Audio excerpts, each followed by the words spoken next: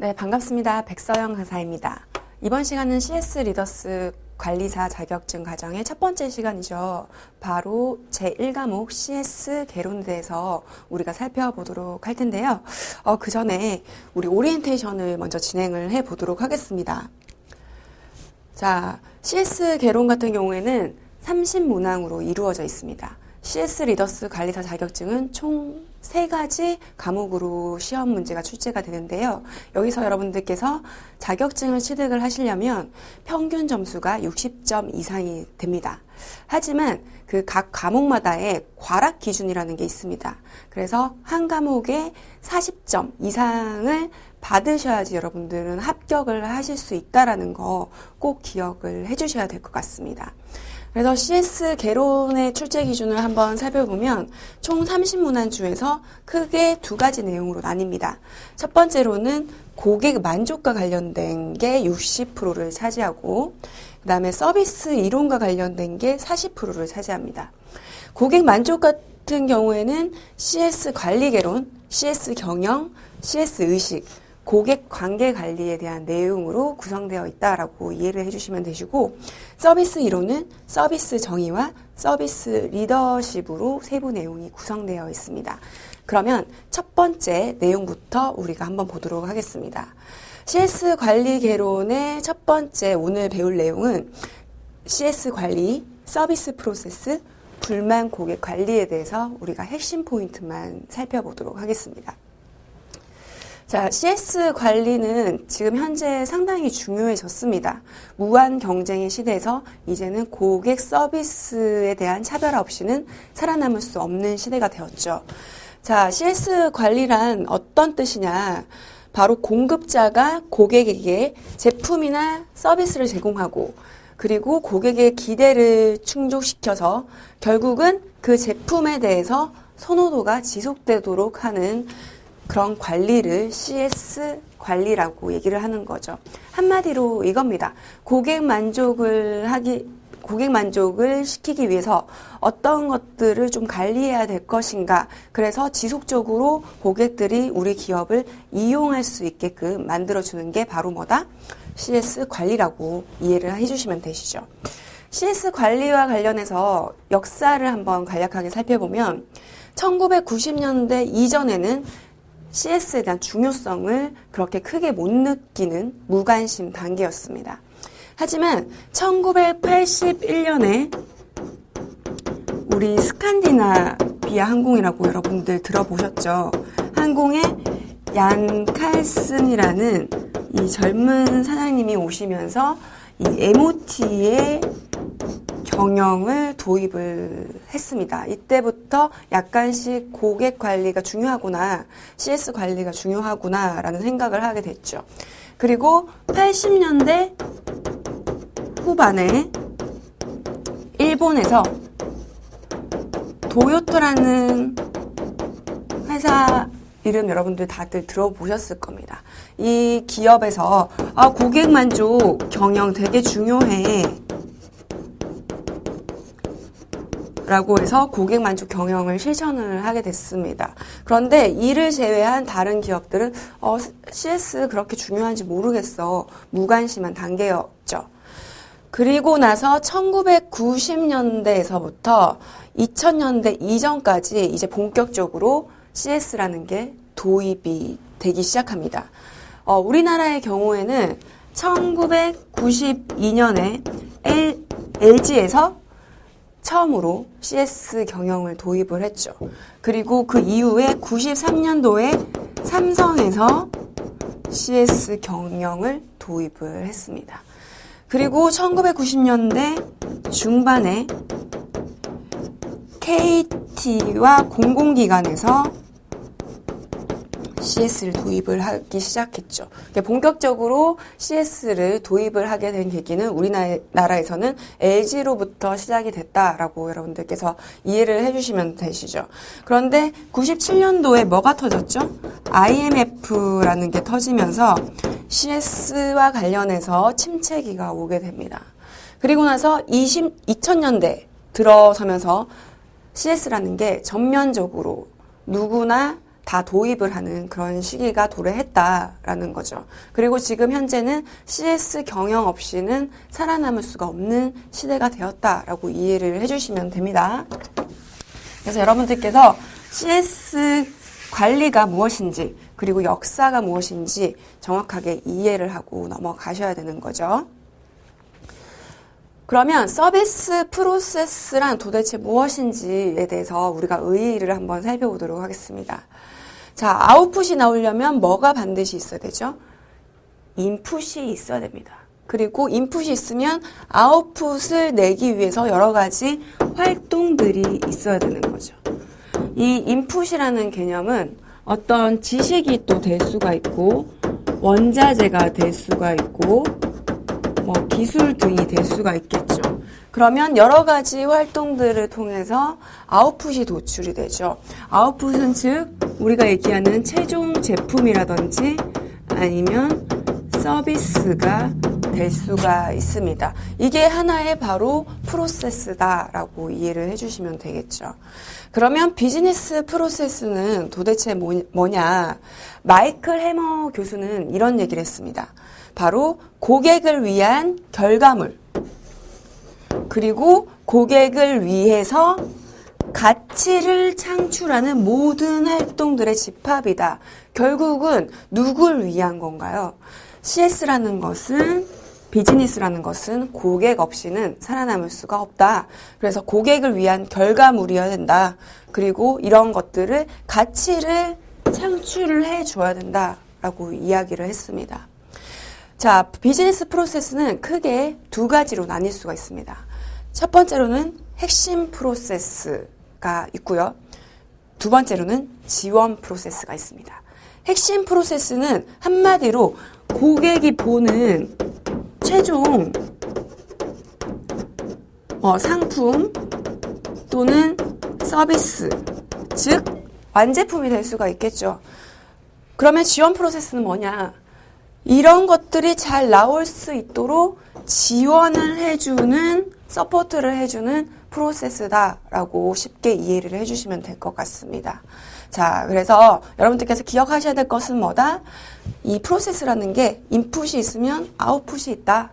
그리고 비즈니스 프로세스는 크게 두 가지로 나뉜다. 핵심과 지원으로 나뉜다. 그리고 궁극적으로는 고객을 위한 결과물이다라는 것을 기억을 해주시면 되겠죠.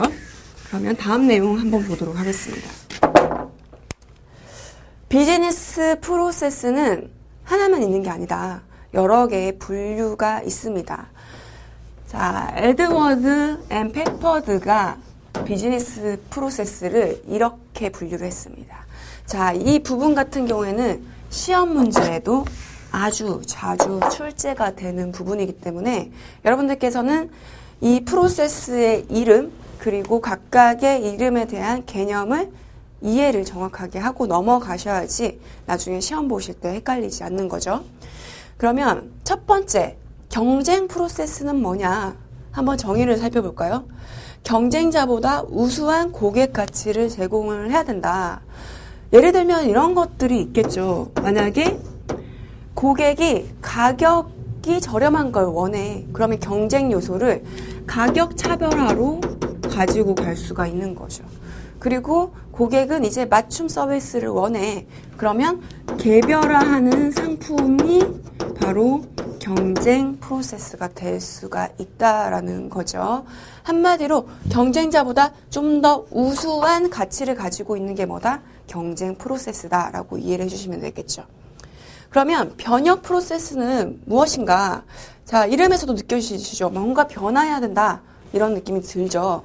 즉, 급속히 변화하는 환경 속에서 조직의 경쟁 우위 확보를 위한 하나의 프로세스를 의미한다라고 이해를 해주시면 됩니다.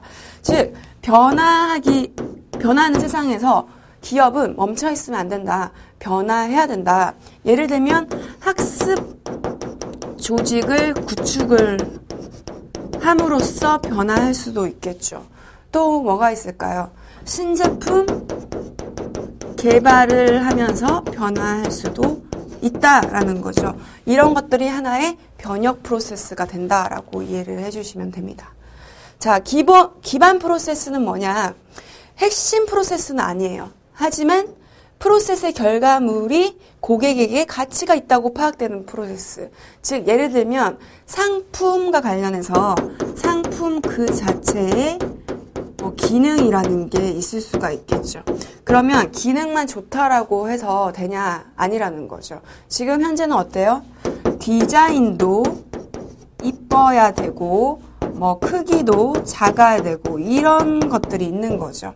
자, 이런 것들은 핵심 프로세스는 아닙니다. 하지만 이런 것들이 좀 더 가치가 있기 위해서는 부수적으로 기반이 갖춰져야 된다는 거죠.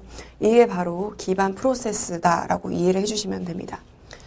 자, 마지막으로 지원 프로세스는 뭐냐? 지원 프로세스는 한마디로 이 세 가지가 잘 진행될 수 있도록 지원을 해주는 거다. 그러면 기업에서는 뭐가 있을 수가 있을까요? 예를 들어 인적 자원 관리를 위한 하나의 활동들이 있을 수가 있겠죠. 이런 것들이 바로 지원 프로세스다라고 이해를 해주시면 됩니다. 비즈니스 프로세스 분류는 여러분들 반드시 이 시간에 이해와 암기를 하고 넘어가셔야 됩니다. 자, 그러면 다음 내용 보도록 하겠습니다. 린 쇼스탁의 서비스 설계 시의 위험에 대해서 얘기를 했습니다. 서비스라는 것은 설계를 할 수가 있다. 그런데 설계를 할 때 이런 위험 요소가 존재한다라고 누가 얘기를 했다? 린 쇼스탁이 얘기를 했습니다. 이 부분도 여러분들 시험에 가끔 출제가 되는 부분이에요. 첫 번째 뭐냐? 지나친 간소화는 서비스 설계할 때 위험하다. 우리가 고객들을 만나는 그런 접점들이 있죠. 그런데 이런 것들을 세분화시켜서 차분화를 만들어줘야 되는데 그런 것들을 계속 스킵을 하는 거죠. 너무 간소화시키면 고객 만족을 시킬 수 없다라고 얘기를 했죠. 그리고 서비스 설계를 할 때 미완성적인 부분도 위험하다. 당연한 거죠. 완성이 되지 않으면 위험을 초래할 수가 있는 거죠. 그리고 개인적인 체험에 의해서 왜곡될 수 있는 주관성. 우리가 서비스를 평가를 할 때는 객관적이지 않죠. 주관적입니다. 자, 똑같은 레스토랑을 방문을 하더라도 방문한 사람들이 과거에 어떤 경험을 가지고 있냐 또는 어떤 기대 수준을 가지고 있냐에 따라서 달라지는 거죠. 평가가. 이렇듯 주관성을 띠고 있기 때문에 서비스 설계 시에는 위험은 하다라고 얘기를 했죠.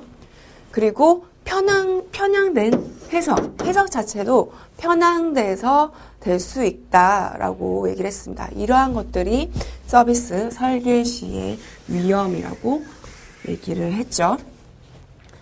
자, 서비스 프로세스의 표준화와 개별화와 관련된 사례입니다.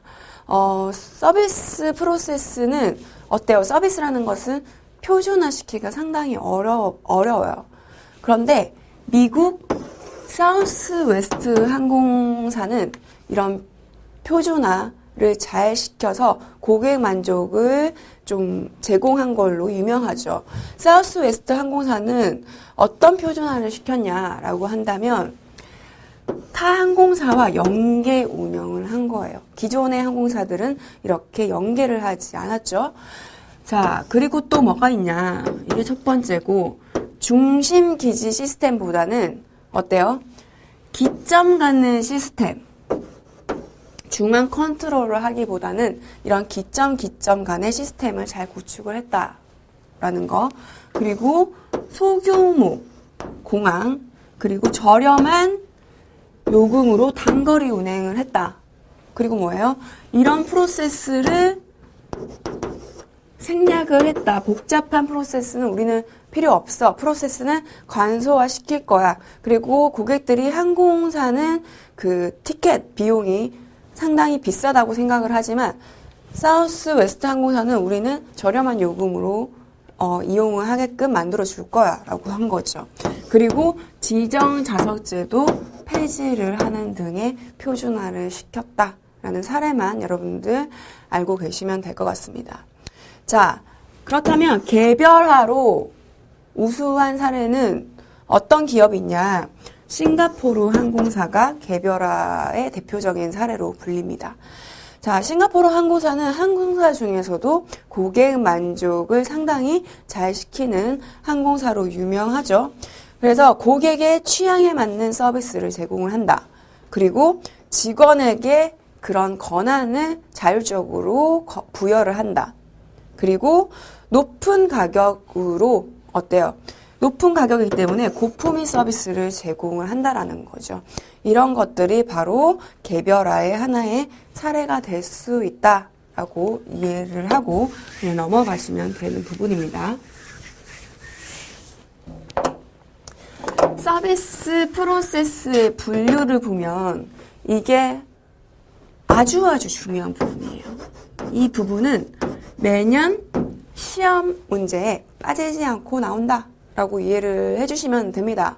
이건 뭐냐? 하나의 서비스 프로세스 매트릭스라는 겁니다. 자, 가로축은 고객과의 상호작용과 개별화가 높으냐 낮으냐로 되고요. 세로축은 노동 집약도가 높으냐 낮냐로 나뉩니다. 그러면 한번 보도록 할게요. 고객과의 상호작용, 즉 고객과 1대1 커뮤니케이션을 한다라든지 그렇게 맞춤 서비스를 한다라든지 이러한 것과 투입되는데 사람의 인력이 많이 투입된다. 그러면 뭐가 될 수 있을까라는 거죠. 그건 바로 전문 서비스가 될 수가 있다. 예를 들면 전문 서비스 사례는 바로 변호사 같은 경우에도 어떤 소송을 제기하기 위해서 변호사와 1대1로 커뮤니케이션 하죠. 그리고 또 뭐가 있죠? 의사, 우리가 아파요. 그러면 여러 명의 의사가 한꺼번에 치료를 하나요? 아니죠.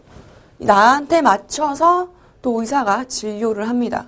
그리고 어떤 기업에 문제가 있어. 그러면 컨설턴트가 방문을 해서 그 기업과 관련해서 여러 가지 커뮤니케이션 활동을 하죠. 그리고 건축가 등이 있죠. 어떤 고객의 니즈에 따라서 건축물을 짓는 걸 하는 거죠. 이렇듯 전문 서비스는 상호작용과 노동 집약도가 상당히 높다라고 이해를 해주시면 되겠죠. 그러면 고객과의 상호작용과 개별화는 다소 낮지만 노동 집약도는 높은 건 무엇이냐? 그거는 바로 대중 서비스다라고 이해를 해주시면 되겠죠. 대중 서비스는 뭐냐? 어떤 금융업이 될 수가 있겠죠. 우리가 은행을 방문을 한다라고 가정을 해봅시다. 그러면 은행이 우리가 필요한 업무를 처리를 해주죠. 그런데 상호작용이라든지 개별화, 나한테 맞는 뭐 예금을 오픈을 해주나요? 그건 아니죠. 그리고 학교도 어때요? 다수의 사람들을 대상으로 해서 선생님이 교육을 하죠. 이것도 하나의 대중 서비스라고 볼 수가 있습니다. 그리고 도매업도 대중 서비스라고 이해를 하시면 되겠죠. 자, 그렇다고 한다면 고객과의 상호작용과 개별화는 높은데 노동 집약도는 낮은 것은 무엇이냐? 이것을 우리는 서비스 샵이라고 부릅니다. 자, 병원이 될 수가 있고 그리고 수리센터, 어떤 자동차가 고장이 났을 때 수리센터에 방문을 하면 고객과의 상호작용과 개별화는 높은 편이지만 노동 집약도는 다소 낮다. 왜? 수리 같은 경우는 사람이 해주지만 기계도 할 수가 있기 때문이죠. 이런 정비회사도 마찬가지. 병원, 그죠? 여기서 차이는 뭐다? 전문 서비스는 의사이지만 서비스 샵은 정말 샵이기 때문에 병원이 들어간다. 이런 것들은 하나의 사람, 개인이라고 이해를 해주시면 되시고 서비스 샵은 단체, 무슨 하나의 시설, 공간이라고 생각을 해주시면 되겠죠. 자, 그러면 고객과의 상호작용 개별화가 낮고 노동 집약도가 낮은 건 무엇이냐? 그것은 서비스 팩토리라고 한다. 팩토리가 무슨 뜻이에요? 공장, 찍어내는 거라고 이해를 해주시면 되겠죠. 항공사가 될 수가 있죠. 그리고 운송업이 될 수가 있죠. 그리고 호텔이라든지 리조트 같은 경우에는 상호작용도 낮고 노동 집약도도 낮다라고 이해를 해주시면 됩니다. 이거는 뭐냐? 우리가 어떤 룸을 예약을 할 때, 그죠? 이런 것들 낮잖아요. 노동 집약도, 룸에 이 직원이 상주에 있나요? 그렇지는 않잖아요. 항공사도 좌석을 우리가 이용을 하는 거잖아요. 그죠? 그래서 서비스 팩토리로 이해를 해주셔야 됩니다. 그래서 시험 문제에는 각각을 나열하고 이런 사례들이 제대로 연결된 것을 찾는 것도 나오고, 고객과의 상호작용이 낮고 노동 집약도가 높은 것은 무엇이라고 하는가? 보기로 대중 서비스, 전문 서비스, 서비스샵, 서비스 팩토리가 나오면 우리 답은 대중 서비스가 되는 거죠. 이런 유형의 문제들이 많이 출제가 된다라고 생각을 하시면 됩니다. 그래서 서비스 프로세스 매트리스는 여러분들께서 반드시 암기하셔야 되는 부분이라는 거 꼭 기억을 해주세요. 자, 서비스 설계에 기본 원칙이 있습니다. 서비스 설계를 할 때 어떤 원칙을 가져야 되냐? 첫 번째로는 평가의 주체입니다. 평가의 주체는 당연히 누굴 위한 거다? 고객을 위한 거다. 그런데 시험 문제에 평가의 주체는 기업이다 라고 나오는 경우가 있어요. 그러면 이거는 아니다 라고 이해를 해주셔야 되겠죠? 자, 그리고 평가라는 것 자체가 어때요? 절대적이라는 게 있을 수가 없습니다. 평가자가 누구인가? 평가 대상이 누구인가? 이거에 따라서 서비스 평가는 상대적이다. 그런데 시험 문제에 절대적이다 이렇게 나오면 여러분들은 X라고 치셔야 되는 부분이겠죠. 그리고 평가 내용을 한번 보도록 할게요. 평가 내용 같은 경우에는 기대 대비 성과가 바로 평가다라고 이해를 해주시면 되겠죠. 그리고 뭐예요? 고객의 기대사항을 관리를 해야 될 필요가 있다라는 거죠. 고객의 기대 수준은 다 다릅니다. 그죠? 내가 만약에 예를 들어서 과거에 다양한 경험을 가지고 있어. 내가 맛집 탐방하는 걸 좋아하는데 과거에 하도 많은 맛집을 탐방을 했더니 이런 거의 공통점이 서비스의 퀄리티가 아주 높다라는 거였어. 그럼 어때요? 기대 수준은 상당히 높죠. 그죠? 그러면 이런 기대를 맞춰줘야 된다라는 거죠. 그죠? 그래서 항상 고객의 기대 수준이 어떠한지, 니즈가 어떠한지 이런 것들을 파악을 해줘야 된다는 겁니다. 그리고 지금은 어때요? 고객의 개별화 시대입니다. 그래서 개개인의 이렇게 니즈에 맞춤으로 서비스를 제공을 해주는 게 지금은 중요한 시대가 되었다라는 거죠. 옷 같은 경우도 마찬가지죠. 예전에는 기성복을 즐겨 입었다면 지금 어때요? 나한테 맞는 맞춤 옷을 제작하기를 원하는 경우도 많죠. 신발도 마찬가지. 예전에는 모든 사람들이 똑같은 디자인의 구두를 착용을 했다라고 한다면 나만의 구두가 필요한 거예요. 그래서 앞코는 요런 디자인, 뒷굽은 다른 디자인, 문양은 내가 원하는 문양을 넣고 이런 식으로 해서 맞춤 생산을 하는 시대로 변해가고 있죠. 그래서 고객의 개별 니즈에 적응하는 것이 상당히 중요하다라고 이해를 해주셔야 되겠죠. 자, 다음 고객의 개별 니즈에 적응하는 효율적인 방법은 무엇이냐라는 부분입니다. 고객과 만나는 사람은 누구예요? 기업 자체가 만나는 건 아니죠. 기업에 소속되어 있는 접점 직원이 만나는 거죠. 그래서 직원을 잘 육성시키는 것도 중요합니다. 그리고 이런 CS라는 것의 중요성을 잘 인지시켜주는 게 중요한 거죠.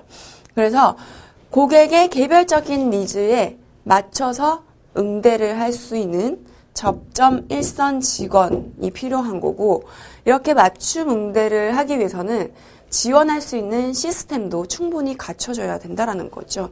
그래서 지원 시스템도 같이 갖춰줘야 된다라고 이해를 해주시면 되겠죠. 그리고 의사결정을 할 때는 이제는 기업 중심이 아니라 바로 고객 중심으로 가져야 된다는 겁니다. 그래서 고객을 항상 고려를 해서 의사결정을 해야 된다라고 이해를 해주시면 되겠죠. 그래서 프로세스 설계의 기본 원칙 같은 경우에는 여러분들의 경험에 빗대어서 이해를 해주시면 좀 더 쉽게 이해하실 수가 있습니다. 이 내용 자체는 어려운 부분이 하나도 없죠. 그래서 이것은 여러분들 이해만 하고 넘어가도록 합시다. 자, 다음은 불만 고객의 관리입니다. 불만 고객 관리 부분은 상당히 또 중요한 부분이죠. 불만 고객은 왜 중요하냐라고 본다면 불만 고객을 충성 고객으로 만들 수 있다. 불만이 생겼을 때 기업 측에서 제대로 응대를 해주지 않으면 그 고객은 다시 우리 기업을 찾지 않는다라는 거죠. 그런데 불만이 생겼을 때 적절히 진심 어리게 잘 응대를 해주면 불만 고객이 우리 기업의 충성 고객으로 바꿀 수 있는 그런 기회가 된다라는 겁니다. 충성 고객으로 만들면 뭐가 좋냐? 계속 우리 기업을 이용을 하기 때문에 어때요? 수익을 높일 수 있는 거죠. 그래서 기업의 현재 이슈는 뭐냐? 신규 고객을 창출하는 데는 이제는 한계에 도달했다. 그래서 기존 고객을 어떻게 하면 우리 기업의 충성 고객으로 만들 것인가? 이런 부분이 중요해진 시점이다라고 이해를 해주셔야 됩니다. 자, 불만 고객은 왜 생기냐는 거죠. 우리가 어떤 상품이나 서비스를 이용을 했을 때 불만을 가졌던 적이 한두 번씩은 있을 겁니다. 그 경험을 한번 떠올려 봅시다. 자, 상품 자체는 만족스럽지만 어때요? 응대하는 직원이 불친절해서 불만이 생기는 경우도 있죠. 그리고 뭐예요?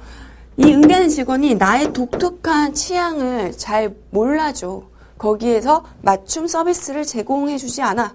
이럴 때도 불만이 생기죠. 그리고 뭐죠? 잘못된 투입, 기업 측에서 어떤 정보라든지 이런 것들을 잘 제공해주지 않아. 상품 자체가 불량이야. 이럴 때도 생기는 거죠. 그리고 프로세스 자체가 잘못됐어. 그런 진행 사항과 관련해서도 불만이 생기는 거죠. 예를 들어서 내가 어떤 매장에 방문했는데 오랫동안 기다려. 그러면 그 내부의 프로세스 상의 문제가 있을 수가 있다는 거죠. 그리고 잘못된 명령, 그죠? 그리고 부정확한 시행 자체를 잘못해. 그죠? 그리고 직원들의 실수 등도 불만의 원인이 된다라고 이해를 해주시면 되겠죠. 그러면 불만 고객을 우리가 관리를 잘 해야 되는데 이러한 것들을 대처할 수 있는 방법이 무엇이냐라는 거죠. 첫 번째로는 고객 모니터링을 주기적으로 해줘야 된다라는 거죠. 모니터링을 통해서 우리는 뭘 알 수 있을까? 불만 고객이 왜 발생이 되는지 그런 원인을 확인할 수가 있죠. 그리고 어떻게 하면 이런 불만들을 없애줄 수 있을지 제거 방법에 대해서 올바르게 매뉴얼을 또 만들 수가 있습니다. 그리고 또 뭐죠? 고객의 니즈, 고객이 뭘 원하는지, 그리고 서비스 제공하는 기업 측 사이에서 그런 갭이 발생할 수가 있는 거죠. 이러한 차이점을 파악을 할 수가 있다는 거죠. 그리고 불만 고객을 대체하기 위해서는 어때요? 최적의 프로세스를 또 만들어줘야 된다. 그리고 이러한 것들을 실천하는 게 중요하다라는 겁니다. 아무리 프로세스 설계가 잘 되어 있을지라도 실천이 되지 않으면 당연히 고객 불만은 생길 수밖에 없겠죠. 그래서 실천하는 것은 우리 직원이 될 수가 있기 때문에 직원 교육을 철저히 한다라든지 이런 것들이 될 수가 있다라는 겁니다. 자, 여기까지 우리 첫 번째 CS 관리 내용을 다뤄봤습니다. 여러분들 너무 고생 많으셨습니다. 그래서 제가 꼭 이거는 암기하셔야 된다라고 말씀드린 건 있죠. 그래서 꼭 기억을 하셔서 그 부분은 다시 한 번 더 돌려보기 하셔서 체크하시길 부탁드리겠습니다. 자, 다음 시간에 뵙도록 하겠습니다. 감사합니다.